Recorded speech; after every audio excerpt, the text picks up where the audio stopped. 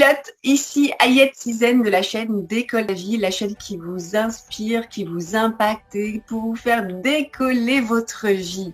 Alors comment elle vous impacte? Tout simplement avec ses invités de taille et de cœur. Et aujourd'hui, attendez bien, attachez vos ceintures parce que le décollage est immédiat avec Yannick Alain. Hello, Maya. Écoute, je suis pas d'accord. En fait, ce qui fait que la chaîne, elle décolle, c'est ton impulsion à toi. C'est toi qui fais ça. Donc, voilà. Si on veut décoller, je veux dire, c'est une vraie intelligence, les gens qui sont là, que de suivre Hayat. Donc, voilà. Quand même, rendons à César ce qui est à César, quand même. C'est toi qui a l'initiative de tout ça. Oui, mais en même temps, voilà. C'est une co-création. Exactement. Et je suis ravi que tu en sois à l'initiative et ravi d'être avec toi. Merci beaucoup Yannick. Alors, l'idée, c'est vraiment de nous expliquer. Donc, aujourd'hui, tu es un entrepreneur à succès qui est extrêmement bien établi, conférencier international, on peut le dire, qui est aussi c'est vrai, des fois, je comprends pas, parce que je me dis international, ça fait genre le mec... Non, mais international, mais francophone, sachez-le. Mais c'est vrai. Mais international quand même. Oui, international quand même, oui, parce que Canada, parce que Suisse, Belgique, Maroc, Algérie, donc quelque part, oui, international. On peut dire ça. Et aussi fondateur de la Journée de l'Audace. Oui, cofondateur, oui, absolument. Cofondateur. Et moi, je suis comme toi, je suis beaucoup plus un co-créateur qu'un créateur, tout seul. Et c'est tellement enrichissant. Enrichissant, mais carrément. On est d'accord. Donc, explique à nos pilotes, en fait, vraiment ton histoire, ton parcours et comment toi, avec ton histoire, comment tu as pu décoller ta vie, parce que je sais que ton histoire n'a pas été si simple. Allons, neuf, tranquille. Ah, bah non. Écoute. Non, mais après, c'est toujours... alors, c'est certain que je suis quelqu'un qui a eu beaucoup d'épreuves, mais à la fois, plein de gens ont plein d'épreuves. En fait, je me sens pas, différent par rapport à ça. Ce qui est intéressant, c'est de savoir ce que tu fais de ces épreuves, finalement, et comment est-ce que tu les mets à ton profit. Et surtout aussi, ce que je trouve intéressant, et je vais y venir après, c'est comment, justement... En mettant plus d'audace dans ta vie, t'es pas obligé d'avoir la vie de merde que moi j'ai eu, tu vois. Et les épreuves de merde que j'ai eu, tu vois. Parce que c'est vrai que des fois dans le monde du développement personnel, même dans le monde du business ou dans le monde on se dit il faut, en fait, si t'as pas une vie de merde, en fait, si t'as pas, une vie terrible, en fait, finalement, tu peux pas réussir. Alors qu'en fait, non, il y a d'autres chemins, beaucoup plus intelligents, beaucoup plus sympathiques, qui te permettent de comprendre les choses sans avoir toutes les épreuves que moi j'ai eues. Voilà. Et c'est très bien, tout ça. Donc, moi, pour la petite histoire. Hein, ouais, voilà. Si on peut les éviter, ça va être pas mal. Et si on peut mettre plus d'audace dans sa vie, ça permet d'aider beaucoup de choses. Et donc pour moi, la petite histoire, en fait, moi je m'appelle donc Yannick Alain, je suis un jeune Toulousain de 40 ans. Moi j'aime bien dire jeune parce que ça me maintient. Tu vois, moi j'aime ça. J'aime ça, tu vois. Et puis voilà, je suis un passionné de développement personnel. Je suis un passionné. Je suis un peu geek aussi. Bah tu le vois un peu autour de moi. Tu vois, j'ai des trucs de gamins, mais que j'aime tellement. Tu vois, qui sont devenus des trucs. Je crois profondément que les adultes sont de grands enfants, seuls les jouets changent. Et donc voilà. Et puis voilà. Donc du coup, c'est pour ça que je suis très connecté aussi à mon univers d'enfant qui m'a fait rêver, parce que ce qui m'a donné des émotions quand j'étais enfant, voilà, je l'ai gardé auprès de moi et c'est quelque chose que j'aime beaucoup. Voilà, tout simplement, sans en être un fétichiste, j'aime beaucoup en tout cas tout ça. Et donc j'ai effectivement j'ai été élevé dans une famille modeste, on va dire, voilà, ma maman était chanteuse professionnelle, mais à la fois qui gagnait pas des millions, c'était pas Céline Dion, voilà, même si au niveau de la voix, je peux vous assurer que c'est une merveille. Et voilà, et puis j'ai un peu souffert d'être séparé de ma maman parce qu'elle étant chanteuse, moi j'étais élevé dans la campagne toulousaine. Et en déplacement. Oui, beaucoup, puisque tu sais quand tu es dans un orchestre, tu baloches quoi, tu vois, donc ils appellent ça de la baloche, donc voyager beaucoup, et puis mes grands-parents ils avaient dit on va s'occuper du petit, voilà, et puis moi c'est vrai que je me sentais pas heureux quand j'étais enfant, j'étais un enfant plutôt malheureux parce que j'étais sans ma maman, que j'étais quelqu'un de plutôt hypersensible, donc du coup j'étais très le monde de la campagne toulousaine, en tout cas le monde de la campagne en général, est un monde qui à la fois est très formateur, mais à la fois qui est très dur aussi, qui peut être dur, tu vois. C'est un milieu qui est dur, c'est rustre un peu, tu vois. Oui, voilà, c'est ça. Moi, c'est vrai quand j'étais petit, tu vois, cette rustritude, c'était quelque chose que je vivais relativement mal. L'absence de ma maman, je le vivais mal. Donc j'étais un enfant malheureux, ce qui est assez. Fermé. Pardon. T'étais fermé, j'étais assez renfermé sur moi-même. Alors curieusement, les gens te diraient Tu parlais pas beaucoup. En fait, en tout cas, tu étais très dans ton coin, tu étais dans ton monde. Et ce qu'ils me disent, en fait, mes oncles, mes tantes, ils me disent, mais par contre, ils me disent, quand on te lançait, ils me disent, tu t'arrêtais plus.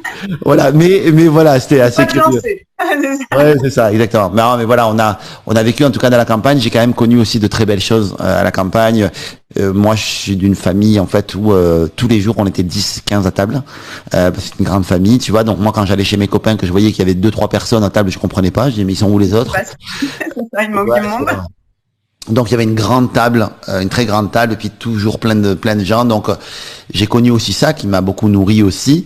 Et mais voilà, mais assez malheureux parce que je trouvais que le monde était dur. Je trouvais que voilà, quand mon grand-père il chassait, qui tuait des animaux, ça me choquait beaucoup. Je suis pas végétarien pour autant, hein, mais disons que c'était quelque chose qui me touchait énormément, quoi, qui me touchait. Mon grand-père était quelqu'un de dur. On avait aussi une personne qui a fait des attouchements, qui vivait à la maison aux enfants. Moi, j'ai pas été victime de ça, mais des gens autour de moi ont été victimes de ça. Donc il y avait une sorte de, on était un peu livré à nous-mêmes. C'est un peu le barrage espagnol, un peu livré à nous-mêmes. C'était pas évident, mais à la fois pour autant. Et puis j'avais aussi 2 problématiques. C'était que à mon époque, on pouvait se valoriser au travers de soit t'es manuel, soit t'étais intellectuel. Et mon grand-père était un mec qui travaillait de la terre, qui travaillait le bois, qui travaillait tout ça. Et j'étais une catastrophe. Moi, parce que j'aimais pas ça du tout. Travailler. En tout cas, il n'avait pas trouvé le levier pour m'y intéresser. Par la suite, je m'y suis un peu plus intéressé, mais donc du coup, j'aimais pas du tout ça. Donc j'étais pas manuel. Et à l'école, en fait, comme j'étais très rêveur, j'étais nul aussi. En fait, donc du coup, ben, j'étais. Pardon? Ah, ouais, non, mais vraiment. Et j'aurais pu être sportif. Tu te dis, bah, non, faux. Tu sais, quand t'es dans la cour de récréation, tu t'as toujours 2 capitaines qui se forment, tu sais, pour jouer au football avec une balle de papier mâché ou un caillou qui ressemble à peu près à un ballon. Et en fait, t'avais 2 capitaines et moi j'étais là. Et en fait, au début, ils prennent les meilleurs. Après, ils prennent les un peu moins bons. Après, ils prennent les filles. Après, ils prennent les filles. Après, ils prennent ceux qui ont un plâtre. Tu vois, il y en avait un à la fin que personne ne voulait, c'était moi. Parce que je savais pas faire, parce que voilà. Et donc, voilà. Un dernier, et puis même, ils étaient, oh non, on voulait pas, oh non, tu joues pas. Voilà, tu joues pas avec nous. Oh, voilà, bon, bref. Donc, voilà, ce genre de truc-là. Donc, j'ai pas mal vécu le rejet, pas mal vécu le manque, beaucoup. Bon, si on tape vraiment, moi, j'ai la lecture de l'énéagramme, qui est un outil que j'aime beaucoup. Si on tape sur les blessures, j'en ai beaucoup, vraiment. Manque, abandon, humiliation, voilà, j'en ai vraiment beaucoup, en tout cas, que j'ai l'injustice, tout ça. C'est quelque chose qu'en tout cas, j'ai tutoyé ça très fort. Et, étant donné que je sentais que j'étais nul en tout, en fait, je m'étais un peu fait à l'idée. Je m'étais dit, de toute façon, t'es bon à rien. Donc, t'es pas bon à rien, t'es mauvais à tout. Donc, du coup, ça. Fatalisme absolu. Voilà, je me suis dit, bon, c'est la vie, c'est comme ça. Et puis, un jour, j'avais demandé à ma grand-mère, j'ai dit, mamie, j'ai dit, qu'est-ce que tu crois que je peux faire plus tard, parce que je suis nul dans tout ce que je fais. Et ma grand-mère que j'ai perdue, paix à son âme, que j'ai perdue à mes 12 ans, je devais avoir 11 ans quand j'avais dit ça, et dans sa grande sagesse, c'est quelqu'un qui compte beaucoup dans ma vie. Ma grand-mère, elle m'a dit, mais tu sais mon chéri, tu peux faire tout ce que tu veux de ta vie. Elle m'avait dit, tu peux être, moi je veux que tu deviennes quelqu'un. Elle m'a dit, essayer de devenir quelqu'un, tu sais, c'était genre devenir une personne importante, riche, tout ça, c'était un peu ça. Elle m'a dit, mais tu fais ce que tu veux, t'es limité par rien. C'est pas parce que t'es pas fort à l'école que voilà tout ça. Elle m'a dit juste, je te donne 2, 3 conseils. Elle me dit, le premier, c'est ne fais de mal à personne. Donc c'est important en fait que ta réussite n'empiète pas sur la liberté des autres, sur tout ça et tout. Donc c'est important. Pas au détriment des autres, quoi. Jamais au détriment des autres. 2, ne vole jamais rien. C'est que ce qui est à toi est à toi. Ce qui est où tu le gagnes, on te le donne, mais en aucun cas tu le voles en fait. Voilà, en termes de valeur, parce que ça appartient à quelqu'un a travaillé pour, donc c'est important que jusque là, bon, ça va et tout. Et 3, elle m'avait dit, écoute, si tu peux éviter d'être commercial, ce serait pas mal. Tu vois, parce que quelques années auparavant, elle avait eu, on va dire, une sorte de mauvaise expérience avec une dame à qui elle avait confiance, qui l'avait escroqué, voilà, et qui en fait c'était une dame qui passait, tu sais, on avait nous à la campagne toulousaine, je sais pas si tu es de la campagne toi ou tu es de la ville, non? Je suis de la région parisienne, 77. Oh, parisienne quoi, donc c'est un peu la campagne de 77 je crois. C'est la campagne. Un peu quand même. Je suis pas loin de Paris, mais je sais pas quel âge tu as, mais en tout cas voilà, et donc nous en fait on avait le boucher qui venait avec une petite camionnette, il venait à la maison et il vendait la viande. Puis après on avait le boucher, puis on avait le boulanger, puis on avait le poissonnier même qui venait, et on avait la dame avec le camion brocante. Et donc elle venait, et elle ouvrait son camion, il y avait plein de trucs dedans, il y avait des trucs de maroquinerie, il y avait des chaises rempaillées, il y avait plein de trucs en fait qu'elle vendait dedans. C'est un peu à l'époque de, je sais pas si tu connais le camion qui se déplace, qui vend tout de tout, eh ben c'est ça en fait. Ou Tiror là, ben c'est vraiment. C'est la rémunération donc. Ouais, c'est vraiment ça, quoi. Et je sais pas si ça existe encore d'ailleurs ces camions-là. Et donc cette dame elle venait, ma grand-mère, mon grand-père, il l'aimait bien parce qu'elle était sympathique et tout ça. Et un jour, elle voit sur ma mère une robe en cuir que ma mère à l'époque avait payé 6 000 francs. Donc c'était de l'argent quand même. Et elle demande à ma grand-mère, alors que ma mère évidemment n'était pas là, votre fille, elle a une robe magnifique. J'aimerais tellement en fait pouvoir, je marie ma fille samedi, j'aimerais tellement que ce soit le coup du spectacle, qu'elle puisse être avec cette robe, tout ça. Donc nous, c'est ma grand-mère, elle est embêtée, elle se dit non mais j'ai pas la balle de ma fille, je peux pas vous la prêter, tout ça machin. Et puis la dame insiste tellement et elle la prend par les sentiments que du coup ma grand-mère dit bah oui, écoute, allez, je vous la prête. Allez, mon grand-père dit allez, mon grand-père dit on a fait confiance. Mariage. Voilà. Évidemment, on n'a jamais revu la robe. Aïe. Voilà, et la dame non plus, enfin ma grand-mère oui, mais elle l'a emboucané, bref, en tout cas on n'a jamais pu. Et ma grand-mère, je me rappelle, m'avait dit en fait, tu vois, quand on est trop gentil, on se fait avoir.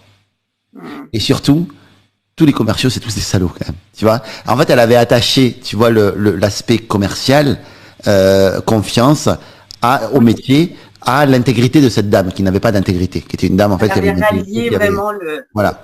Et donc voilà. Et puis, il se trouve que dans ma vie, en fait, comme j'étais nul à l'école, à un moment donné, que j'étais nul en sport, que j'étais nul en tout, en fait, ma prof principale, avec tu sais, ton rendez-vous avec la vie.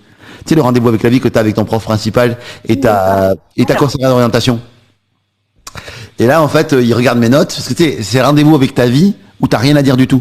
Tu sais, c'est vraiment le truc de fou, quoi. T'as pas ton mot à dire. Ouais, voilà, c'est ça. Et donc, du coup, je fais ça, et puis donc là, ma prof principale, elle me dit, mais je pense que t'es fait pour être commercial, en fait.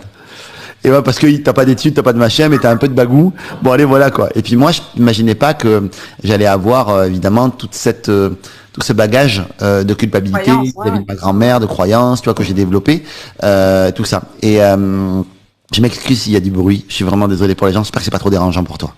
Non, ça va pour l'instant. Ça tape un peu à côté, c'est pour ça. Mais ouais, on entend pas. et donc voilà. Et donc du coup, naturellement, la dame en fait, voilà. Enfin voilà. Je me suis lancé dans le. Ils m'ont condamné en fait à être commercial.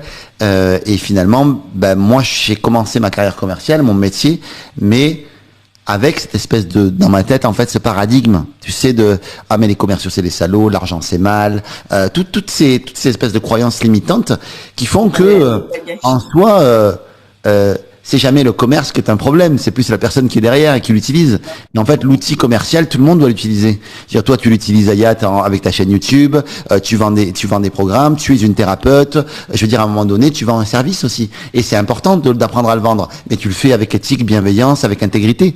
Chose que eux n'avaient pas. Mais souvent, on attache le manque d'intégrité d'une profession au métier, du coup on s'empêche, on se dit non moi je suis surtout pas être commercial, je suis pas assez requin, je suis trop gentil, je suis trop machin, non, on n'en est pas là quoi, tu vois.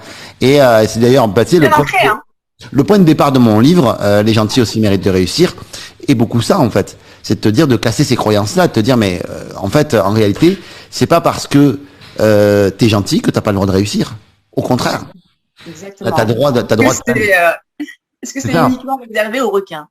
C'est ça exactement. Non, au contraire. Et au contraire, on a besoin de personnes intègres qui font du commerce et qui justement soient des grands marchands. Parce que les grands marchands et les personnes du commerce, justement, eux, vont te démontrer à quel point, finalement, quand tu utilises bien cette énergie commerciale, cette énergie de promotion, ça marche en fait. Et donc voilà, et donc tout ça faisant, c'est comme ça que j'ai commencé à devenir commercial. Au début, je vendais rien parce que pareil. T'avais encore les bagages. Ouais, puis tu sais la croyance qu'ont les gens autour des entreprises qui sont pas très intègres et tout ça, elle est aussi fondée. C'est-à-dire qu'à un moment donné, en fait, oui, il y a des entreprises qui n'ont que peu d'intégrité. Et c'est vrai. Et moi, je suis tombé sur ce type d'entreprise-là. Donc au début, quand je me suis lancé comme commercial, punaise, je suis tombé sur des boîtes qui étaient pas du tout intègres, quoi. Et donc du coup, tombé en plein dans le mille.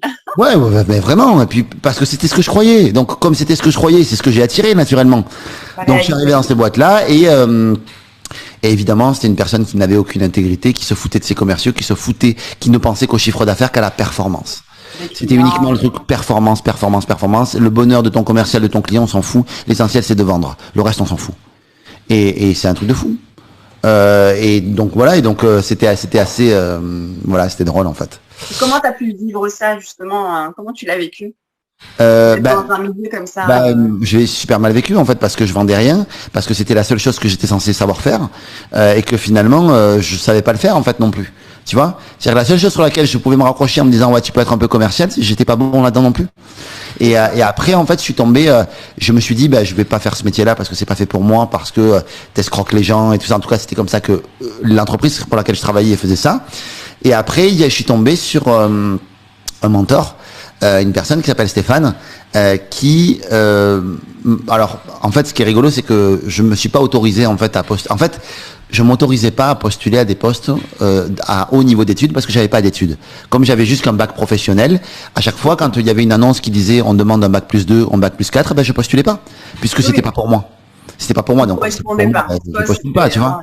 Et en fait au final ma fiancée Isabelle de l'époque m'a dit écoute Yannick, peut-être que tu devrais mettre la barre plus haut. Et tu sais, moi j'aime bien ce sport en fait qui est le saut en hauteur ou le saut à la perche. Tu sais, le saut à la perche, je trouve qu'il est génial ce sport parce que c'est le seul sport qui t'amène jusqu'à l'échec. C'est-à-dire que en fait tu montes et il y a à partir du moment où tu passes plus la barre, que tu connais ta limite, que à un moment donné on te permet, en fait, tu préfères on te dit, ça y est, ok, donc t'es au record juste en dessous. Voilà. Et à chaque fois, du coup, t'es obligé d'aller jusqu'à l'échec pour, t'améliorer, quoi. Ouais, pour t'améliorer. Et moi, je trouve que c'est fantastique. En fait, en vrai, ça. C'est ça. Et donc, du coup, elle m'a dit, mais peut-être, pourquoi est-ce que tu postules pas des postes plus hauts? Évidemment, c'était la peur qu'on me rejette, la peur de tout ça, la peur du rejet, en fait, finalement. Peur que j'ai aussi fortement. Et je me suis dit, non, t'as raison, en fait, je vais postuler à plein de postes. Et j'ai postulé et à un moment donné, je te passe l'histoire, t'as tout dans le livre, mais voilà, en gros, en fait, j'explique que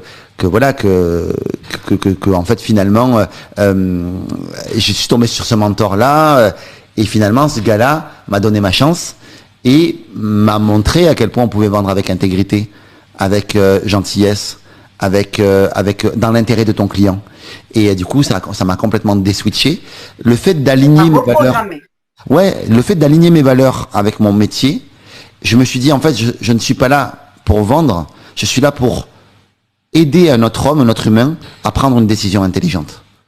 Mon job, c'est de trouver la solution pour qu'il prenne une décision intelligente.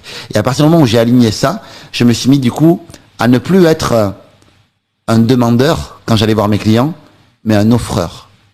Et à partir du moment où tu es offreur et pas demandeur, en fait, tu changes complètement ton état d'esprit. C'est-à-dire que quand on te dit non, quand t'es demandeur, on te dit non, t'as les boules. Quand t'es offreur, on te dit non, t'insistes. Tu dis mais t'es pas bien ou quoi? T'es fou quoi? Je suis en train de t'offrir quelque chose. Prends-le. Quand t'offres un cadeau, la personne ne te le refuse pas. C'est ça. Et tu viens en fait un offreur.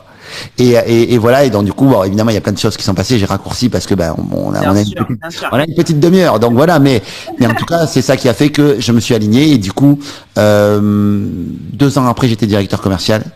Quelques années après, j'ai monté ma boîte, directeur général, j'ai monté ma boîte, j'ai changé complètement de milieu en venant dans l'infoprenariat, j'ai explosé dans ce milieu-là, avec la Neurobusiness School, avec David Lefrançois, avec toute cette équipe d'amis, avec qui on est monté ensemble, et puis, c'est ce qui a fait que voilà, on est monté ensemble, on s'est, on s'est porté mutuellement, et voilà où j'en suis aujourd'hui. C'est vrai qu'aujourd'hui, mes entreprises font des millions, je suis très content de ça, mais c'est pas le chiffre qui est important pour moi.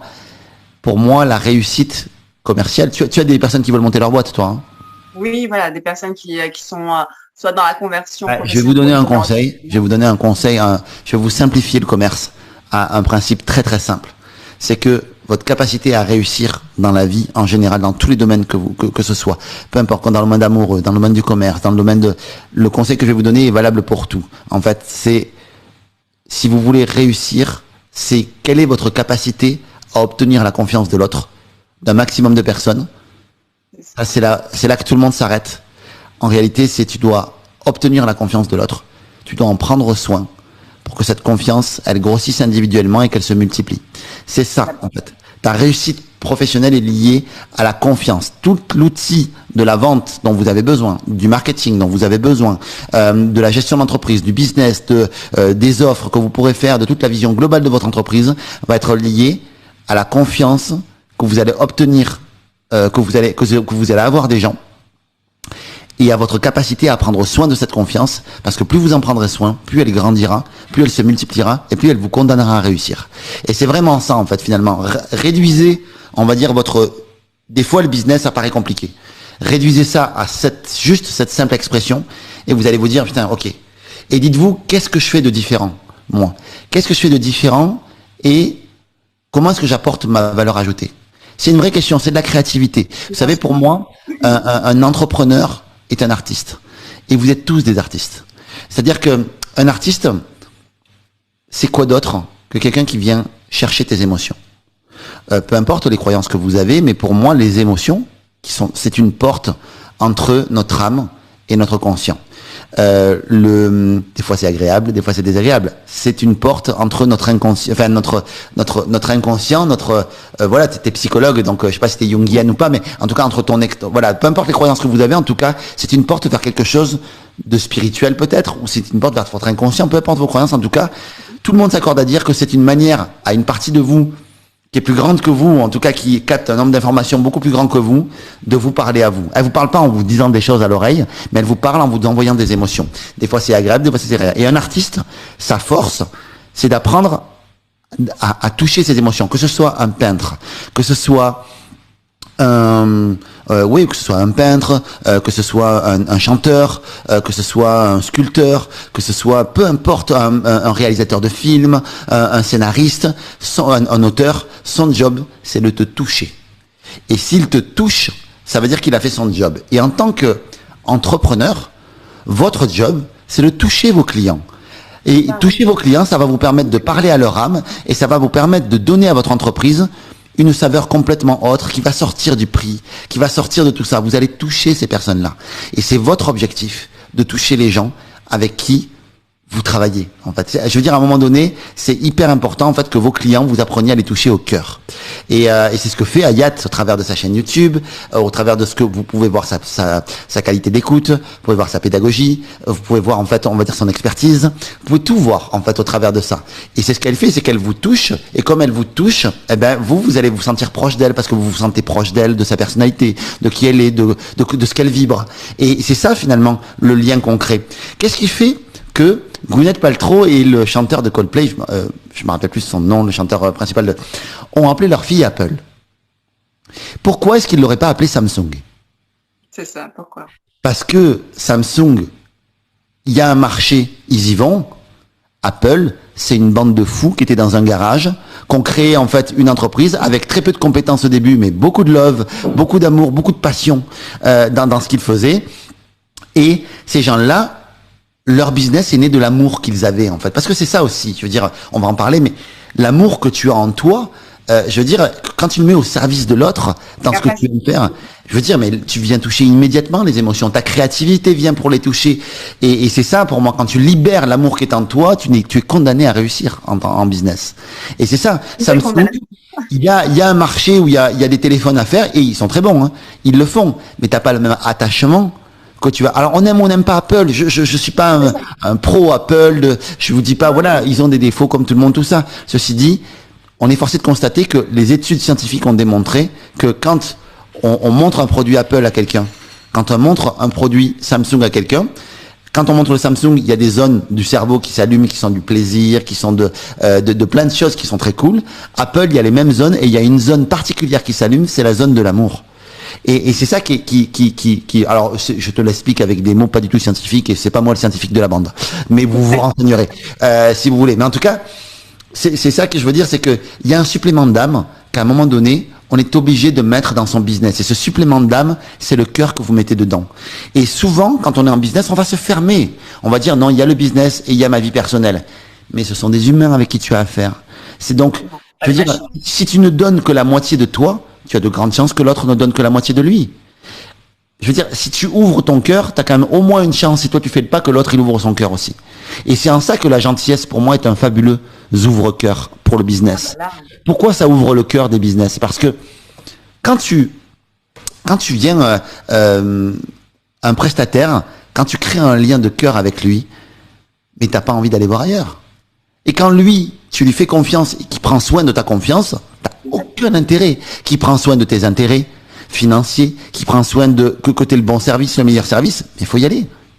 Il faut y aller. Une confiance qui s'établit et t'as pas envie de la lâcher, quoi. Ouais. Moi, des fois, ça m'est arrivé d'aller acheter des choses pour le prix. Non, mais ça coûte moins cher, tout ça et tout. À chaque fois que j'ai fait le choix de prendre le top, pour moi, à chaque fois que je me suis autorisé à payer le top, à chaque fois, j'ai fait le bon choix. Et des fois, j'ai payé des choses pas chères et ça m'a duré pas longtemps. Donc souvent, pas cher, c'est trop cher. Ma mère, à un moment donné, elle me disait, ouais, mais regarde, ça y est, j'ai acheté un téléphone, c'était un Wiko, machin truc. Regarde, c'est pareil que toi, c'est le même écran, c'est le même truc, c'est le même machin. Sauf qu'elle galérait à chaque fois pour envoyer un mail, son truc qui buguait, il machin, c'est tout. Et un jour, il a fallu, parce qu'elle sautait pas le pas, que je lui donne mon téléphone, pour dire, tiens, maman, voilà mon iPhone, je le change. Tiens, voilà, prends ça. Pour qu'elle se dise, putain, mais en fait, l'expérience n'a rien à voir, en fait. Et du coup, elle veut plus quitter maintenant. Et je me rappelle, je lui ai acheté une tablette, par la suite, j'ai acheté une tablette iPad, tu sais, mais la mini tablette. Et quand elle l'a reçue, elle a pleuré de joie. Ce qui était fou. Tu sais, c'est les plaisirs d'avoir un peu de moyens, tu vois, et de pouvoir faire des beaux cadeaux. Et c'est quelque chose que, je me rappelle, elle était à l'hôpital parce qu'elle venait d'avoir un gros accident de voiture et on a failli la perdre. Et elle faisait Noël à l'hôpital et moi je faisais Noël à ce moment-là à l'hôpital avec elle, évidemment. On était mon frère, elle et moi. Et au moment où je lui ai offert, en fait, elle s'est mise à pleurer parce que l'émotion, en fait, que ça lui a procuré. Et c'est quoi la vie? Vivre des émotions positives, le bonheur, c'est quoi? Mis à part vivre un maximum d'émotions positives avec les gens que tu aimes, tu vois. Et après, évidemment, on est là pour faire des choses, donc on va travailler, on va tout ça, mais c'est le bonheur le plus important. Il y a un équilibre, un juste équilibre à trouver entre la performance et le bonheur. Et souvent, tu as des gens qui vont que dans la performance, des gens qui vont que dans le bonheur, mais du coup qui oublient la performance, du coup sont moins heureux. Il y a des gens qui vont tellement dans la performance qu'ils n'arrivent pas à être heureux parce que du coup ils se perdent dans la performance. C'est équilibrer les énergies. C'est Rabelais, c'est qui disait la science sans conscience, c'est la ruine de l'âme. Le bonheur, c'est la conscience pour moi. La science, c'est la performance. Et du coup, c'est équilibrer ces deux énergies-là. D'ailleurs, Idriss Aberkan, je sais pas si tu connais, mais il en parle dans son livre Libérer le cerveau.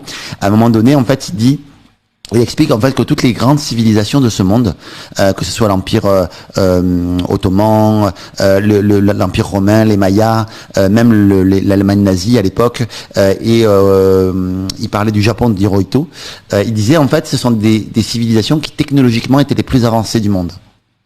Et comme ils n'ont pas fait avancer leur sagesse en même temps que leur technologie, ils se sont effondrés sur eux-mêmes. Tous, ils se sont effondrés sur eux-mêmes.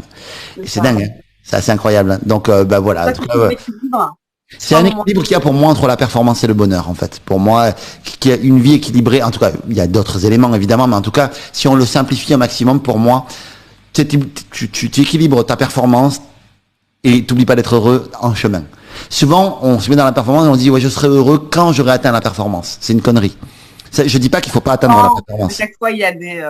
Voilà, à chaque fois, ouais, il y a toujours plus. Et moi le premier, j'ai des leçons à donner à personne. Hein, moi, le premier. Mais voilà, mais ceci dit, le fait d'équilibrer les deux, moi, en tout cas, ça m'a énormément aidé. C'est ça. Tu dirais quoi, du coup, aux personnes qui vraiment veulent séparer? Non, on mélange pas le travail et... Je leur dis, ils ont affaire à des humains, en fait. Enfin, de quoi on a peur quand on sépare le travail et le de quoi on a peur? On a peur que l'on touche à notre cœur. On a peur que l'on nous fasse du mal. Comme on a peur qu'on nous fasse du mal, en fait, du coup, on protège et on mure le cœur. Mais c'est la construction d'une personnalité, tu le sais très bien, elle se fait au travers de blessures que l'on a quand on est enfant, et ensuite on construit une armure et une personnalité autour, on va dire, de ce qui nous a fait mal, et on construit finalement une personnalité là-dessus. Par exemple, t'as des gens qui sont dans la qui étaient, par exemple, qui ont eu honte parce que ils ont fait perdre leur équipe au foot quand ils étaient petits. Plus jamais je veux perdre, donc du coup ils vont se murer derrière un côté ultra performeur, et je ne veux que réussir que si je ne veux me lancer dans quelque chose que si je suis sûr de réussir. Ça va être des hyper performeurs, des gens qui vont faire du sport, qui vont être dans la performance tout le temps. Parce que dans cette blessure là est très forte, et qu'ils se disent, je suis surtout plus avoir honte et que quelqu'un me perde à cause de moi et tout ça. Et donc cette construction de personnalité là, elle fait que ton cœur il est derrière, en fait. Il est derrière en fait. Et moi je dis souvent en fait que quand j'étais petit, ma maman, je l'avais tanné pour m'acheter une voiture télécommandée. Une voiture télécommandée que j'adorais, tu sais, un buggy. Tu sais, un petit buggy, tout ça et tout. Et cette voiture, je l'aimais tellement, elle était verte, elle était magnifique. Ma mère me l'avait achetée. Je trouvais ça, tu sais, quand je l'ai reçue à Noël, je me rappelle, je dis, tu sais, j'étais genre, oh mon Dieu. Et puis cette voiture-là, je la laissais toujours dans sa boîte d'origine. Je l'ai enlevée doucement. J'en faisais que dans ma chambre pour pas l'abîmer. Tu vois, et je la remettais dans sa boîte, tu vois, qui va bien. Et tellement, elle était précieuse. Elle était précieuse, cette voiture-là. Et 2 ans après, un jour, j'ai voulu la reprendre, j'ai voulu l'allumer, et en fait, la batterie était morte, elle marchait plus. Et j'ai pas pu racheter une nouvelle batterie, parce que, en fait, c'était pas suivi, tu sais, c'était des fiches spécifiques. Donc, du coup, je pouvais plus, j'ai pas pu. Et la question que je vous pose là-dessus, c'est qu'est-ce que j'aurais dû faire? Est-ce que j'aurais dû aller dehors, jouer avec, vivre des émotions intenses, quitte à l'abîmer, les rafler un peu? Ou alors, est-ce que j'ai bien fait de m'en servir que dans ma chambre, moi, finalement, de pas l'utiliser? C'est comme quand tu achètes une télécommande, en fait, que tu laisses le plastique dessus. Tu veux dire, à un moment donné, en fait, c'est moche, alors que ta télécommande est super belle. Tu vois, je veux dire, à un moment donné, si tu laisses tes plastiques sur tes meubles, pourquoi? Ton meuble, il est beau comme ça. Oui, il va se tâcher. Oui, il va vivre. Mais au moins, tu vas vivre des émotions avec. Et tu t'empêches pas de le vivre à moitié. Et je crois que quand tu ne montres pas tes émotions dans le monde professionnel, en fait, tu vis à moitié. Et après, tu vas apprendre à dompter ça. Je veux dire, à un moment donné, on a peur d'être blessé sur quelque chose qui nous a fait mal. Mais si on s'ouvre pas, même en tant qu'entrepreneur, hein, auprès de nos clients, auprès de nos fournisseurs, mais en fait, si tu t'ouvres pas, tu n'obtiens que la moitié des gens. Donc, tu as un business, c'est l'ophané. Ok, tant mieux, écoute, très bien. Mais t'as pas un vrai business qui tient fort, en fait, avec des liens forts avec les gens, qui fait que tu invulnérabilises ton business. Moi, je vais te dire, je te raconte une dernière histoire qui est une fable aussi, qui me touche profondément. Et je veux dire, c'est ce qui fait que moi, je suis heureux aujourd'hui aussi. Un homme est à Times Square, à Central Park, est en train de pleurer sur un banc. Il se morfond, en fait, il est sur un banc, il est en train de pleurer, tout ça.